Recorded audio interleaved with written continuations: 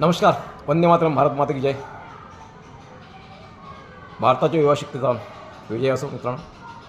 साणंद येथील CG semi ओसॅट ह्या प्रकल्पाच्या उद्घाटनावेळी एक अत्यंत प्रेरणादायी अनुभव आला मित्रांनो. तेथे कार्यरत असलेल्या युवक युवतींशी संवाद साधण्याची संधी मिळाली.